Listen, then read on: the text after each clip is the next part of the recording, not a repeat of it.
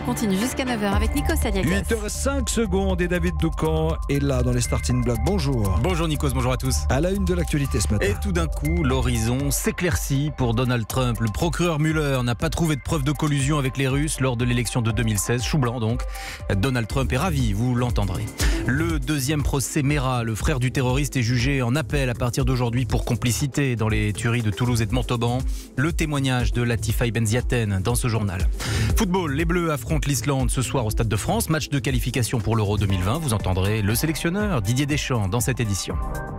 À 8h12, Vincent Hervouette revient sur le massacre de 130 personnes de l'ethnie Peul au Mali. À 8h15, grand débat Gilets jaunes. Elle fut la première à mettre en garde contre l'hystérie fiscale. Audrey Crespo-Mara reçoit Ségolène Royal. C'est une disculpation totale et complète. Et c'est une honte que votre président ait eu à subir ça. C'est une tentative illégale pour me faire tomber. Ça a échoué. Donald Trump triomphal. Après 2 ans d'enquête, le procureur spécial n'a rien trouvé. Le rapport de Robert Mueller, aucune preuve de conspiration avec Moscou pour influencer la campagne de 2016. Disculpation totale, dit Donald Trump. Avec nous, notre correspondant aux États-Unis, Xavier Yvon. Est-il, Xavier, effectivement blanchi? Et surtout, que va-t-il se passer maintenant ? Ce qui est sûr, c'est que le ciel s'est éclairci au-dessus de Donald Trump. Le président américain est tellement soulagé qu'il a fini sa journée hier par cette phrase lâchée aux journalistes. L'Amérique, c'est le meilleur endroit de la planète. C'est vrai qu'avec ce résultat, Donald Trump sort renforcé, gonflé à bloc pour se faire réélire en 2020. Est-il totalement disculpé, comme il le clame?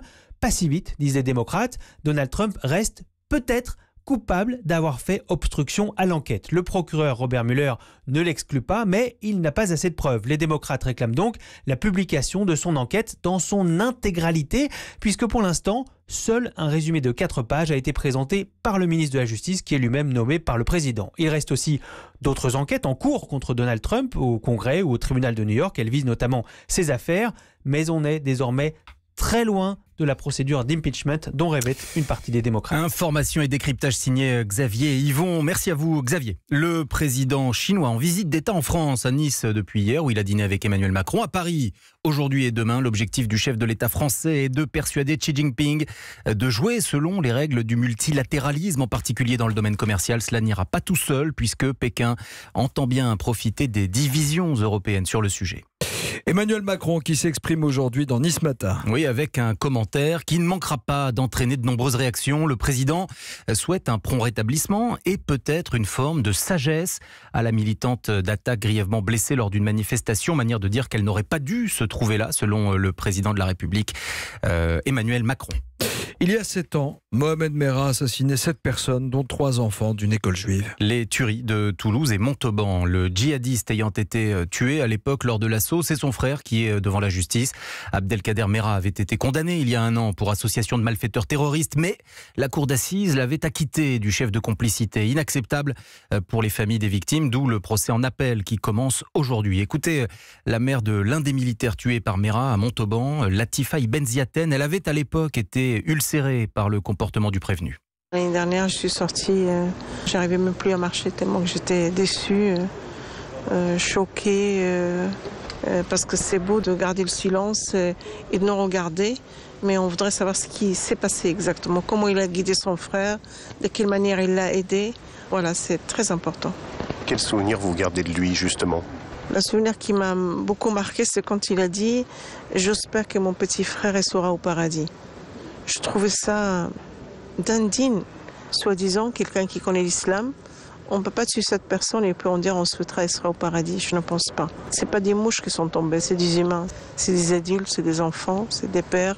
Il faut qu'on se réveille, il ne faut pas qu'on reste naïf à ce point-là. Latifa Ibn Ziaten avec Pierre de Cossette pour Europe 1. Une roquette a frappé cette nuit une maison au nord de Tel Aviv. 5 personnes ont été légèrement blessées. Benjamin Netanyahou, actuellement aux États-Unis, a annoncé qu'il écourtait sa visite pour rentrer en Israël. Il a promis de, je cite, riposter avec force. Retour en France avec cette histoire étonnante en Bretagne. Oui, étonnante et même peut-être effrayante. Les éoliennes et les panneaux solaires sont-ils responsables de la mort inexpliquée de plusieurs centaines de vaches? On soupçonne un taux anormalement élevé d'électricité dans les pâturages d'être la cause de cette surmortalité. Reportage dans les Côtes d'Armor, François Coulon.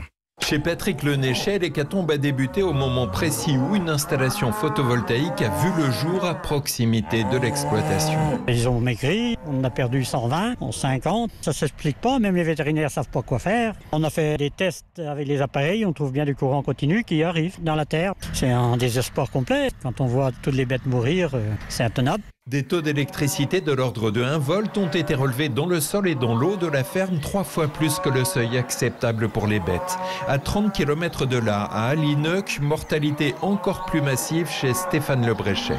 Au bout de 6 mois, j'avais 37 mortes. Aujourd'hui, je suis à 200. Crise cardiaque ou AVC. J'ai trouvé à peu près 17 sources de nuisances entre éoliennes, antennes, transfo. Je panique. Aujourd'hui, j'ai investi 500 000 €.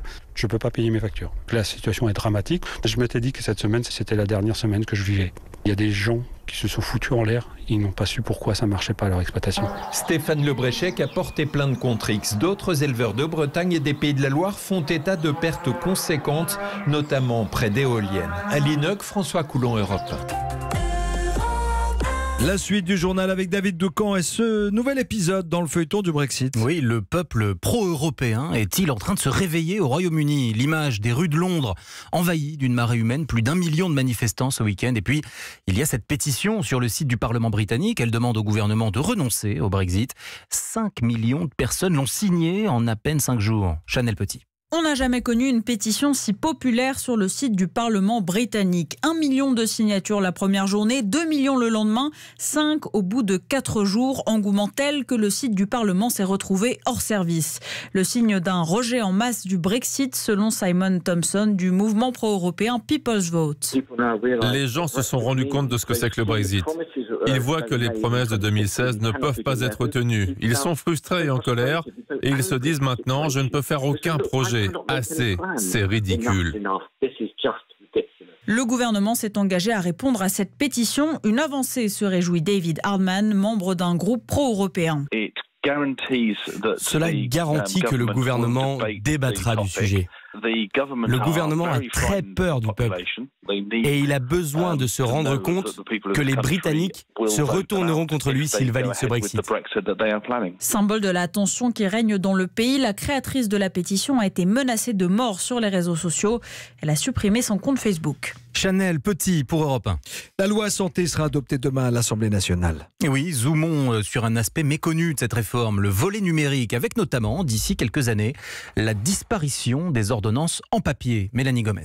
L'une des grandes mesures, c'est l'ouverture d'ici 2022 par chaque citoyen de son espace numérique de santé. C'est-à-dire que chacun disposera d'un compte personnel unique, une espèce de bibliothèque virtuelle qui contiendra à la fois son dossier médical complet, mais aussi qui lui permettra d'avoir accès à un portail de service, par exemple pour prendre des rendez-vous médicaux en ligne, ou encore à des applications de santé validées. Ensuite, la loi de santé donne aussi le feu vert aux ordonnances de médicaments dématérialisées. Et ça devrait vraiment changer la vie des patients, comme l'a expliqué au micro de Pierre de Villeneuve, le député La République En Marche, Thomas Mesnier. Vous sortirez sans ordonnance papier de chez votre médecin traitant et vous pouvez imaginer que le pharmacien aura déjà préparé vos médicaments avant d'arriver. Quand vous partez en week-end en vacances, vous pourrez très bien vous faire dépanner dans la pharmacie du coin. C'est un vrai plus. Enfin, autre nouveauté, certains paramédicaux pourraient être autorisés à pratiquer leur activité à distance grâce à la vidéo, c'est le télésoin. Alors bien sûr, il y aura des règles, mais par exemple, cela pourrait permettre à une infirmière de suivre à distance, un jour sur deux, un patient chez qui elle est obligée aujourd'hui d'aller tous les jours contrôler la cicatrisation d'une plaie. Les explications de la spécialiste santé d'Europe 1, Mélanie Gomez. Et le deuxième match des éliminatoires de l'Euro 2020, c'est ce soir, David. Oui, 20h45 au Stade de France, les Bleus affrontent l'Islande, un adversaire plus redoutable que la Moldavie la semaine dernière. Écoutez le sélectionneur Didier Deschamps. Je sais très bien la qualité de cette équipe islandaise. Leur état d'esprit, c'est un peu dans leur ADN. C'est une équipe qui lâche rien, qui donne rien. Donc voilà, on va avoir du répondant. Ça, c'est une évidence. Le champion du monde Didier Deschamps au micro européen de Cyril de la Morinerie.